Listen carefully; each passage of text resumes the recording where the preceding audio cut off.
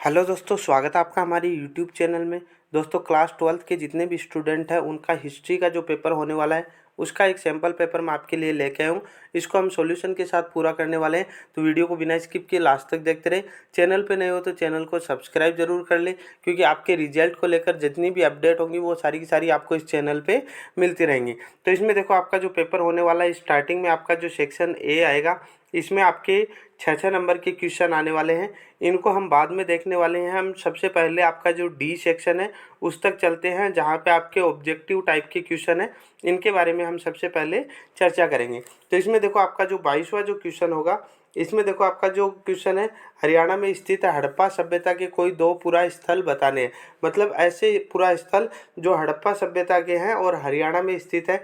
तो एक तो क्या है, राखी गढ़ी है, राखी गढ़ी है।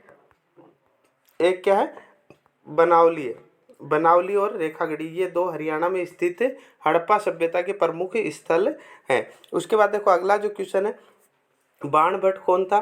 तो बाणभट्ट था हर्षवर्धन का एक कवि था। हर्षवर्धन जो थे उनका एक कवि था बाणभट्ट, हर्षवर्धन का कवि बाणभट्ट जिसका नाम था। उसके बाद देखो, अगला जो क्वेश्चन आपका, कृष्ण देवराय का संबंध किस वंश से है? तो इसका जो संबंध है वो कौन से वंश से था? संगम वंश से था। उसके बाद देखो, अगला जो क्वेश्चन है, 1857 की क्रांति का तात्कालिक कारण क्या था? तो तात्कालिक कारण था चर्बी लगे हुए कारतूसों का प्रयोग करना। चर्बी लगे कारतूसों का प्रयोग, सैनिकों ने इनका प्रयोग करने से मना कर दिया था। इस वजह से क्या हुआ कि 1857 की क्रांति शुरू हो गई। उसके बाद देखो, अगला जो क्वेश्चन आपका, मालवाड़ी व्यवस्था ब्रिटिश भारत के किस क्षेत्र में लागू की गई? तो कौन से क्षेत्र में लागू की गई थी? पंजाब में। उसके बाद देखो, अगला जो क्वेश्चन है, 1857 के विद्रोह के दौरान ब्रिटिश गवर्नर जनरल कौन था? तो उस समय लॉर्ड कैनिंग था। लॉर्ड कैनिंग यहाँ का गवर्नर जनरल था, लॉर्ड कैनिंग। उसके बाद देखो, अगला जो क्वेश्चन है, फ्रांसवा बर्नियर कौन था? तो ये जो फ्रांसवा बर्नियर था ये फ्रांस का था और एक विदेशी यात्री था। विदेशी यात्री था, वैसे फ्रांस का था और ये भारत आया था। कब आया था? 1656 के अंदर। मतलब एक विदेशी यात्री था, फ्रांस का था और 1656 में भारत आया था। उसके बाद देखो, पूर्ण स्वराज का प्रस्ताव खालिस्तान अधिवेशन में पारित किया गया था। मतलब कौन सा अधिवेशन था जिसमें पूर्ण स्वराज की मांग की गई थी? तो वो था लाहौर अधिवेशन। लाहौर अधिवेशन में पूर्ण स्वराज की मांग की गई थी। उसके बाद देखो, 1857 की क्रांति के समय दिल्ली का शासक कौन था? तो उस समय दिल्ली का जो शासक था वो बहादुर शाह जफर द्वितीय था। बहादुर शाह जफर, बहादुर शाह जफर द्वितीय, बहादुर शाह जफर सेकेंड। उसके बाद देखो, अगला जो क्वेश्चन आपका, अवध का अधिग्रहण खालिस्तान ईस्वी में किया गया। तो अवध का जो अधिग्रहण था वो कब हुआ था? 1856 के अंदर हुआ था, 1856 में। उसके बाद देखो, अगला जो, पानीपत का प्रथम युद्ध कब हुआ था? तो पानीपत का प्रथम युद्ध हुआ था 1526 में, 21 अप्रैल 1526 को, 21 अप्रैल 1526 को। उसके बाद देखो, अगला जो क्वेश्चन है, विजयनगर साम्राज्य में शासक को क्या कहा जाता था?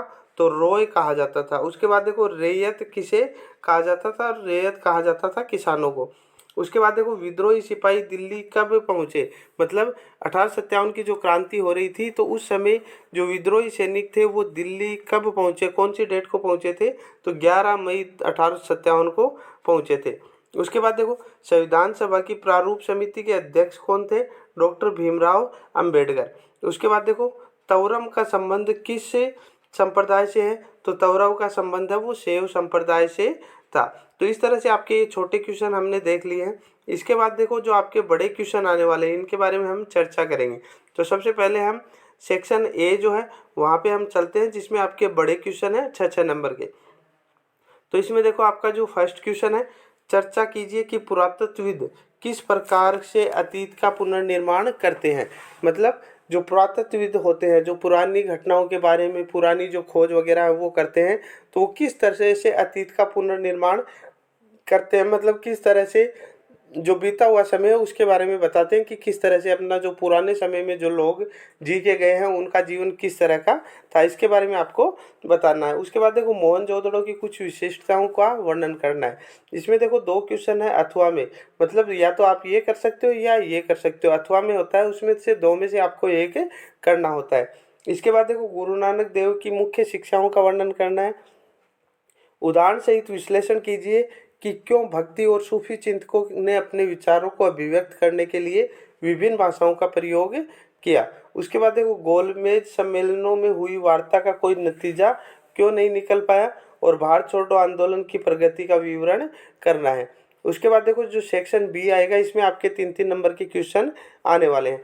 तो देखो हड़प्पा सभ्यता की मापतोल प्रणाली पर एक संक्षिप्त नोट लिखना है। अभिलेख शास्त्रियों कि किन्हीं 4 समस्याओं का वर्णन करना है। धर्मसूत्रों में चांडालों के विषय में क्या बताया गया है तथा इनके कर्तव्य के बारे में आपको बताना है। सांची के स्तूप के संरक्षण में भोपाल की बेगमों के योगदान पर चर्चा करनी है। उसके बाद देखो मध्यकालीन भारतीय शहरों में के विषय में इब्न बतूता ने क्या बताया है, चिश्ती सिलसिले पर एक संक्षिप्त लेख लिखना है। उसके बाद देखो विजयनगर साम्राज्य की जल की आवश्यकताओं की पूर्ति कैसे की जाती थी इसके बारे में आपको लिखना है। पंचायतों और ग्राम प्रधानों द्वारा ग्रामीण समाज को विनियमित करने के तरीकों पर चर्चा करनी है। 1857 के विद्रोह को कुचलने के लिए अंग्रेजों ने क्या कदम उठाए, खिलाफत आंदोलन पर एक संक्षिप्त नोट लिखना है। उसके बाद देखो आपका जो सी सेक्शन आने वाला है इसमें आपके 2-2 नंबर के क्वेश्चन आएंगे। अशोक के धर्म के कोई 2 सिद्धांत बताने हैं। महाभारत की विषय वस्तु क्या है, त्रिरत्न से क्या अभिप्राय है, इब्न बतूता ने भारतीय डाक व्यवस्था के बारे में क्या लिखा है, अमर नायकों के कोई 2 कार्य बताने हैं, दामिनी को है से क्या अभिप्राय है, 1857 की क्रांति के कोई 2 सैनिक कारण लिखने हैं, महात्मा गांधी हिंदुस्तानी को राष्ट्रीय भाषा क्यों बनाना चाहते थे। तो इस तरह से आपके क्वेश्चन आने वाले हैं। डी सेक्शन जो है इसको हमने पहले ही कंप्लीट कर लिया है। तो ये क्वेश्चन आप अपनी जो बुक है उसके अंदर मिला लेना इनके आंसर। फिर भी अगर कोई प्रॉब्लम आ रही हो तो कमेंट बॉक्स में बता देना, इनका सॉल्यूशन मैं आपको करवा दूंगा। तो सभी स्टूडेंट्स को एग्जाम के लिए best of luck. Thank you.